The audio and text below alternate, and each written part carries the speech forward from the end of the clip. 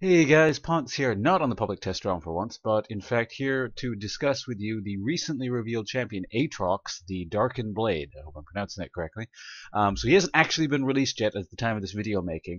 If you're looking for full gameplay videos, his ability, like in games, what they do and stuff, just check the top left-hand corner. I'll put annotation links to when they're actually up, so you can check that out if this is long after the fact. But if you're just joining us now and there's not too much information on it, well, I'll just go over what he does, and the point of this video is basically as a top laner, since that's pretty much all I play, what my thoughts are on this champion and how his abilities will pan out and what I think he's going to play like. So if you're interested in that sort of stuff, well, here you go. I'll just read out the abilities. His abilities are Bloodwell, passive. Aatrox stores a portion of his abilities health cost in the Bloodwell, which slowly drains to a base amount while he is out of combat. When Aatrox loses all his health, he draws on the Bloodwell and recovers the amount of health stored. So I'm just going to go everything and then discuss the abilities individually after the fact, and then just sort of taken all together in sort of a singular context. His Q presumably is going to be Dark Flight. Aatrox rises into the air and slams into the target location. Enemies within the impact zone are knocked up and take damage, while nearby enemies take damage. Alright, so next we have, he is probably W, Bloodthirst. Aatrox heals himself on every third attack, activating Bloodthirst toggles Blood Price. What Blood Price does is every third attack now deals bonus damage instead of healing Aatrox. Aatrox loses health based on the bonus damage dealt. Presumably what E is going to be is Blades of Torment. Aatrox fires a line attack that damages and slows enemies caught in his path. Aatrox is refunded a part of the health cost if Blades of Torment strikes an enemy champion.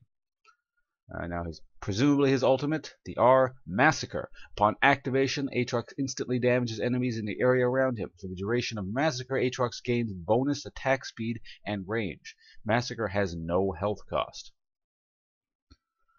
Then they kind of discuss what his role here is on the main League of Legends website. You can go check that out yourself. I'm not going to read all this for you, but yeah, I mean, even they suggest he was a top lane. Basically, the instant I saw his picture in like the really older, the previous preview from yesterday when it was just art, I was thinking, yeah, this guy's got to be a top laner.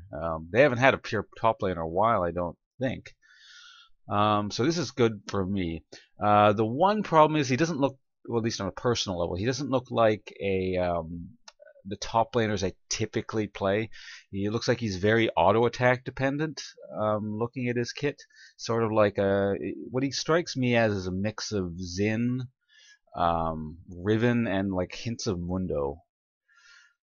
I don't really play any of those, but I mean, if you like that sort of champion, it should work out. It looks like he's got decent or pretty good damage potential. He's more so on the offensive side of the top lane spectrum. Usually you get fairly defensive guys and fairly offensive guys. He looks more on the offensive side. It's nice that he does have an escape or like sort of a gap closer in the form of the Q. That's really nice at a top laner. I almost never play unless they have a robust, basically gap closer or gap maker. In terms of what'll end up being spec'd as a top laner, it's hard to say without knowing the actual figures. The way people end up playing it is, even when they're very auto attack heavy, is people end up like taking the poke skill. So I suspect Blades of Torment is continuously poking with your E and then getting someone low and then jumping in with your other abilities is probably going to be the way to go. The gap closer is almost always the 1-point wonder, so I don't expect anything other than Q being, or the Dark Flight being, the thing you put only 1 point into and just leave it alone. And it's very hard to rely on an auto attack, sort of pseudo steroid like Bloodthirst is looking like it's going to be, the W. So yeah, my guess is probably E is going to be the usual thing to level, although it depends. I mean, it depends again on the figures and how he kind of plays out overall. His ult is interesting. It depends again on the damage, how much the ult does, but putting a steroid on a guy who already has a steroid could be interesting.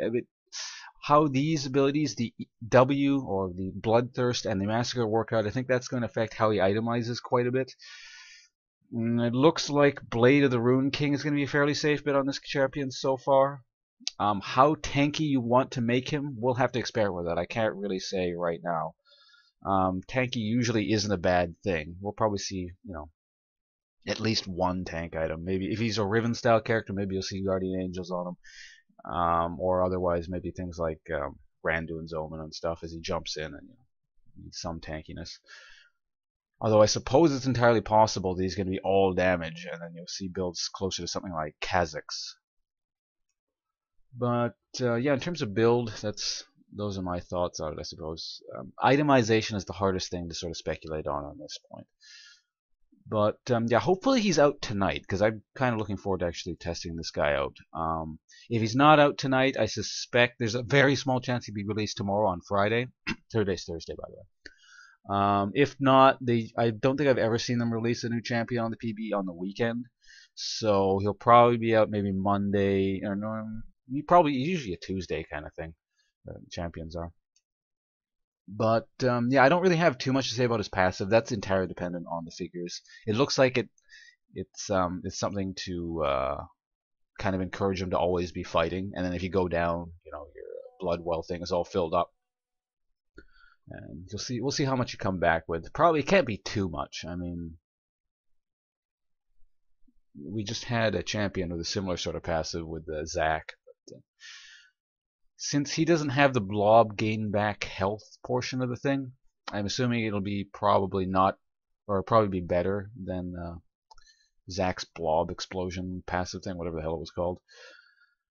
But yeah, that's all I have to say on the matter for now. Thanks for watching. Like I said, if this is way after the fact, I'll have gameplay videos up as soon as basically this champion comes up. I'm usually like the first guy to get gameplay videos up. As far as I'm aware. So, see you guys around. It's been Ponce from LifeInTheLeague.com/livestream or twitch.tv/Ponce, where I livestream every weekday. Yeah, so just follow me on that, or at Ponce_lol on Twitter, and where I tweet before I go live with all my live streams. Like the content. See you guys around. Thanks for watching. Hope you found this at least somewhat insightful. Goodbye.